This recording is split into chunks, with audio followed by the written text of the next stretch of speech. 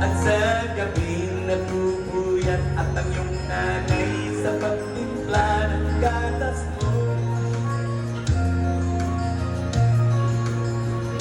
At sa umaga na may kalong ka ng namang tuwang-tuwa sa'yo.